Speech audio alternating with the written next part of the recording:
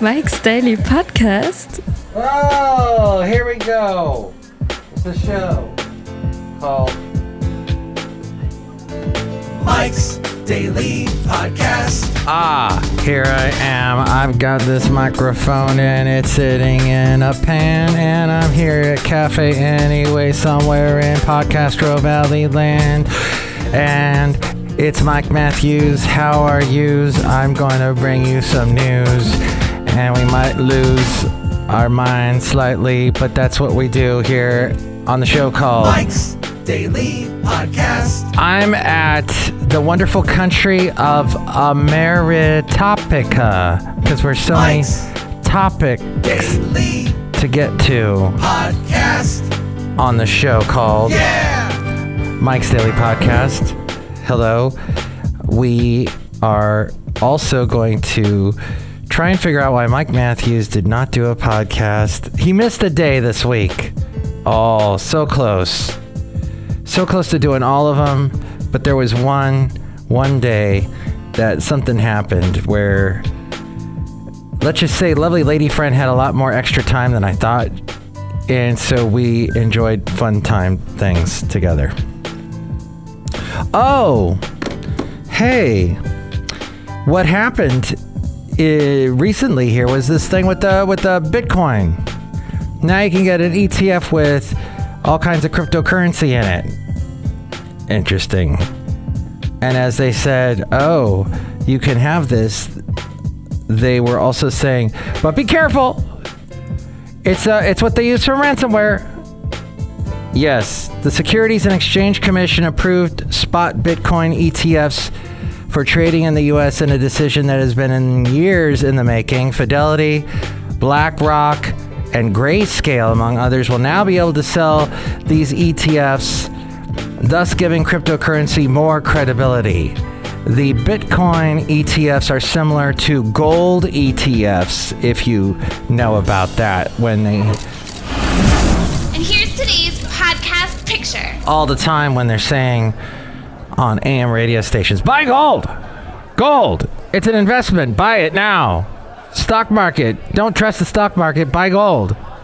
Well, now it's going to be something like that. Well, there are these ETFs that buy gold for you, whereas you don't actually have to buy a brick of bullion for $1 zillion and keep it in your basement with an armed guard. They do all that for you, basically. The podcast picture is of Pleasanton and this cool sunset last weekend, and, well, I hope you see it because I took a picture and I have it there at mikesdailypodcast.com. The late, great Basil the Boxer, who I miss every day because he was such a great dog. And dogs really get there. If you're a dog person, you know what I mean. They get into your heart and they never leave. So there he is singing a little for you there on the Mike's Daily Podcast show, which is now being played in your ears right now. This allows the buyers that are buying this ETF to open an account without actually buying the cryptocurrency directly. Because we have heard horror stories, have we not? And then people that their businesses get hacked into. And there's a ransom. They got to pay a ransom. They got to use Bitcoin to pay it. Because they can't be traced. So there are different types of storage options for this asset. The SEC chairman remains skeptical about Bitcoin, saying it is primarily a speculative, volatile asset that's used for ransomware, money laundering, sanction evasion, and terrorist financing. And I applaud him for saying that, because it is true in the back of our mind, lest we all get wrapped up in fads and big name celebrities like Matt Damon. He was in Oppenheimer.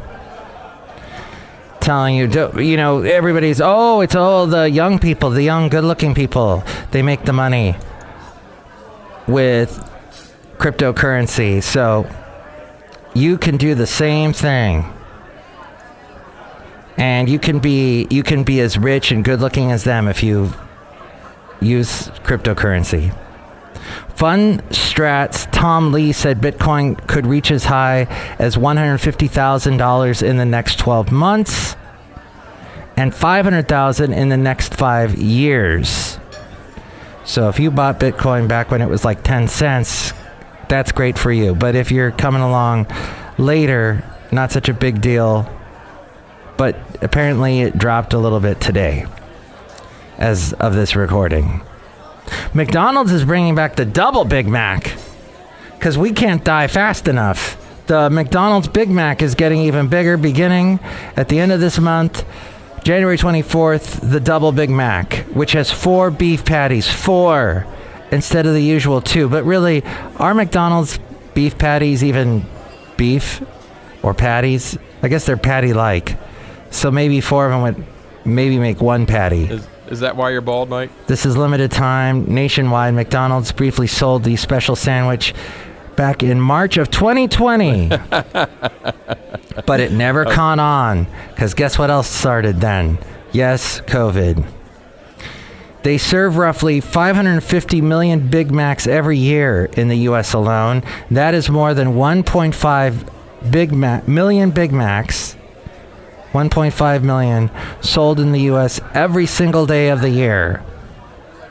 McDonald's is offering softer buns. Danger, Will Robinson, danger. And they're adjusting its grill setting for a better sear and improving how the cheese melts. That's their goal in life. And I think everybody needs a goal in life. How do I make cheese melt better?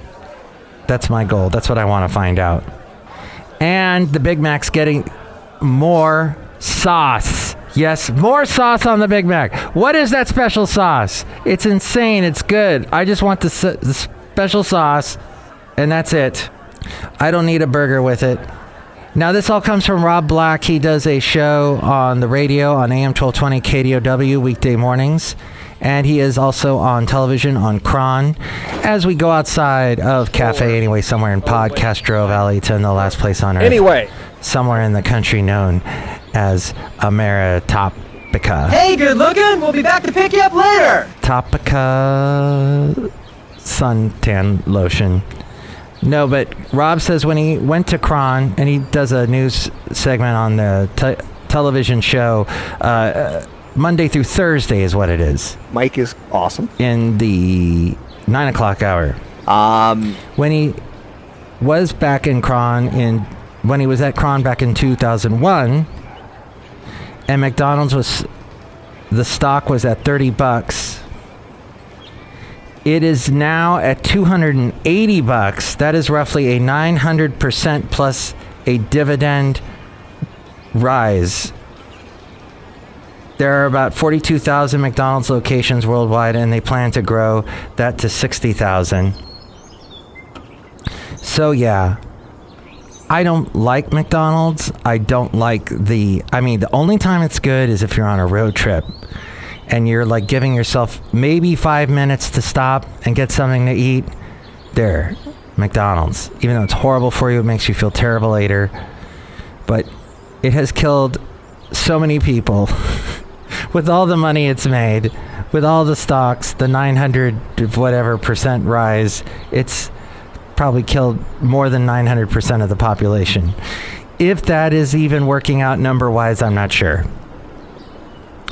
Amazon has cut its streaming jobs after spending billions building its content and streaming service. It now is reining in costs, laying off hundreds of employees in its Prime Video and MGM Studio units. Amazon terminated 27,000 employees not last year, but the year before, 2022, and in the early part of last year to bring costs down. I watch Amazon, but I'm not really watching the things that Amazon made. I'm watching the channels that Amazon offers. Like, you have to pay extra on top of Amazon Prime to get things like Acorn, BritBox, PBS Masterpiece, all the British stuff that my lovely lady friend and I find oh so enjoyable, and we love how people talk over there and the beautiful scenery And sometimes the writing is just way better than American writing here in the USA. Not sure why that is, but they do write much better, it seems. So, however, the Amazon Prime regular TV show stuff is horrible. Oh my gosh. I'm not going to watch that. So gratuitous. There was that thing, the Paper Girls one, with, is it Ali Wong who won the Golden Globes? She deserved that for Beef. That's on Netflix. She and her co-star, the guy in that, he also got an award. And I thought that was well deserved. The Haley moment of the week. That's what I meant. See, if I lived in England, I would have known how to say that properly. After all, they did come up with, what is it called? English. So, It's a trap! Allie was in Paper Girls for a little bit. And then it's a very bizarre sci-fi time travel type show. And it makes references to all kinds of 80s stuff. It tried to be like a Stranger Things, only with girls. And just girls. And it was terrible. It had a horrible ending. Had some interesting special effects, but in the end, it just was not a good show. And that was Amazon. So maybe it was time to cut some jobs. Let's see. Alaska Airlines thinks that $1,500, that's what the airline offered passengers after the door plug on the Boeing 737 MAX 9 blew off. To assist with any inconveniences, they gave them $1,500. Oh, don't sue us later. Here's $1,500. We almost killed you. Survive the flight and get $1,500. Wow. YouTube will promote first aid videos to searches for heart attacks and seizures. These instructional videos, they're short and will be pinned at the top of common search results for emergencies, including bleeding, choking, heart attacks, seizures, and opioid overdoses. So, if you, let's say, cut a finger off, and you go to watch a video on what you're supposed to do, will it do this? Oh my gosh, ow, oh, I cut off my finger, let me start a video. Oh, what do I do now? Oh, the video's starting, finally. Wait, then there's like a 10-second ad. Hey, check out the new McBeef heart attack at McDonald's. It's really good. The Big Mac with 3 patties in it. Oh, skipped. I gotta skip over that because I'm bleeding like crazy. I'm bleeding profusely and I just lost my finger. What do I do? Okay, the video's starting. Hey guys! Hey, this is a great video. We're gonna talk about how to bandage up your finger once you cut it off. Okay, find a bucket with lots of ice. You got one? Okay. And then dump it on your friend. Ice bucket challenge. Nobody remembers that, do they? That's what got everybody watching YouTube in the beginning. Or was that Facebook? I'm sorry, Dave. I'm afraid I can't do that. Are you tipping your influencers? Speaking of TikTok, who ripped off YouTube and Instagram and Snapchat and everybody else, they are the first app where users spent $10 billion plus, mostly on tipping streamers. Yes, streamers get tipped on TikTok. They should call it Tip Top. I just came up with that. You're welcome. I'm brilliant. Look at this. And did you like that little improvised skit I did about the Big Macs? And wow, and the finger's missing. I hope you don't lose a finger. I hope you don't have to go to YouTube. I do go to YouTube for all kinds of automobile stuff. I locked my keys in my car. What do I do? The fob on my key is not working anymore. When I press the button, it doesn't lock the car. What do I do? Analysts expect in-app purchases to jump 150% this year with TikTok. So that's how things are going with that. That ain't going away anytime soon. So, well, I guess as I smack my lips, that's a good place to end today. I'm not going to get all political about stuff. I'm not going to get all angry about things. I know the weather's messed up in most of the country, maybe most of the world where you are. I hope you're safe and sound, like that Capital Cities song. And I hope you say hi to this wonderful guest that's joining us here at Café Anyway, outside, somewhere in Podcastro Valleyton, the last place on earth. Podcastro Valley Mont, actually. Hello, Mike Matthews. It's Chely Shoehart, gift shop supervisor. How's snow globe, Mike Matthews? Thank you. Oh, these snow globes are wonderful. You always want me to buy them, but now you're just giving them away. That's right, Mike Matthews. I made a bunch of money off of cryptocurrencies, and I didn't tell you that because I'm a massive celebrity and everybody wants to do what I'm doing. But cryptocurrency made me a gazillionaire, and also the fact that I get a bunch of tips on TikTok, Mike Matthews. Ah, tips on TikTok and cryptocurrency. That will be what saves Generation Z. That's what they're hoping for, because they can't go out and buy a house. Hi there, Mike. How are you? I was listening to somebody, he's a conservative talk show host, he's a millennial. And he was getting all angry at boomers. He was at some convention with boomers and Gen Xers, some big conservative convention. And people there that were older than him were complaining, what is it with all these millennials spending money on experiences? They should be putting that money away so they can buy a house or invest or something. Instead, they're spending it on cryptocurrency and video games and stupid things like that. What was that all about? And this conservative talk show host who's a millennial, who I disagree with 99% of the time, he said, look, there was a time, there was this thing called the American Dream. The Gen Xers were mad at the baby boomers for this because the baby boomers got a bunch of stuff. They got into their houses much cheaper than Gen Xers did. They got houses that were way less expensive. They weren't over $100,000 in a lot of places. Now everything is over $1 million just about everywhere, it seems. And Gen Xers had a tough time getting houses, but they somehow got houses or gave up and just said, heck, I'm going to rent it. I'm going to rent. And there's nothing wrong with renting.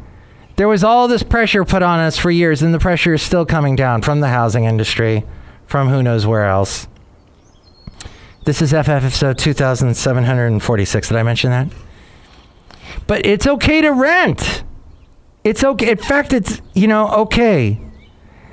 Because in the end, when they say having a house, this was the big thing. When I was getting into my 40s and 50s as a Gen Xer, I kept hearing from the baby boomers and the people above them, the dream generation. What is it? Not the dreamers. That's something else. The greatest generation, the whatever generation. They all said, buy land. They're not making any new land. So buy land. They're not making any new stuff of that. So that seemed the thing to do. But at the same time, you buy land. You got to maintain it. That costs money. Got to maintain the house. Got to maintain everything. You got to pay taxes. Property taxes keep going up. They keep going up. Even though like a base tax does not go up, they add they're somehow able to add every year more and more taxes on top of it for all the services in your community that they need. I get charged for BART, which I barely use. I get charged for the schools. I don't have any kids in the schools, but I'm still charged for all the local schools. I'm charged for roads, you name it, everything. I'm taxed on top of my property tax. I get the bill for everything else. That's bundled in with the property tax. Yeah, how's the mic, Mike? So all of that.